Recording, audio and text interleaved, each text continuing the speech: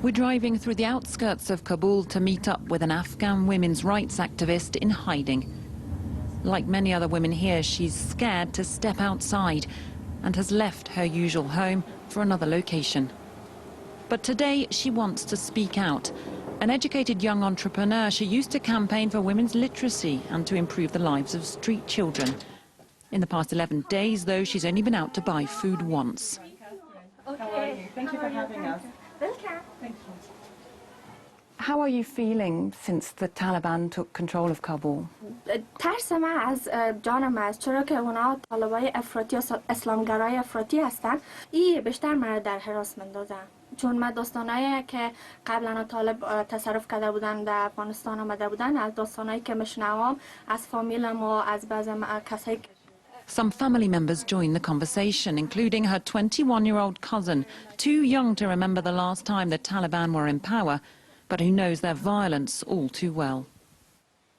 Very nice to meet you. They do attacks, they do explosion. Last year in 2020, when they attacked in Kabul University, and my classmate was here, and on that day, accidentally, I didn't go to university. If I were here, I know I also lost my life. Take their help, but She tells us she now has no future.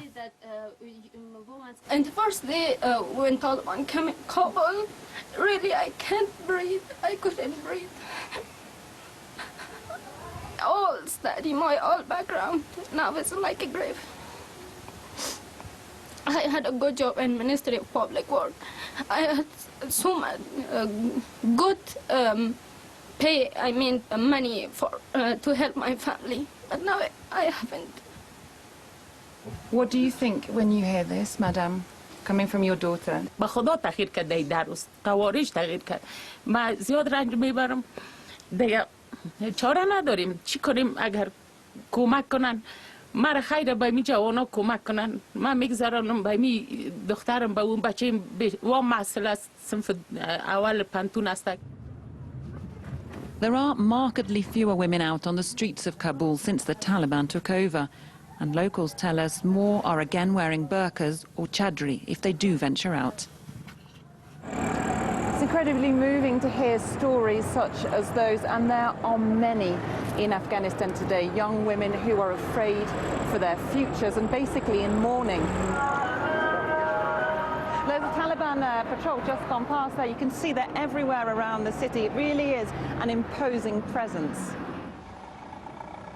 The Taliban are now stationed all around the edge of Kabul's former green zone. We approached one group to ask them about their views on women's rights. Can I ask a question? Yeah, why not? Can women work in government? Yeah. Not just girls going to school, but can women go out to work? Could they be in the new government? It's like this. You can see it for yourself. They can go to school, but according to Sharia law. Wearing Islamic clothing, dressed according to Sharia law. And they can get an education. That's our rule for women. These men are foot soldiers waiting for their leaders' guidance on what roles, if any, women will be allowed to hold. The future for Afghan women is far from secure.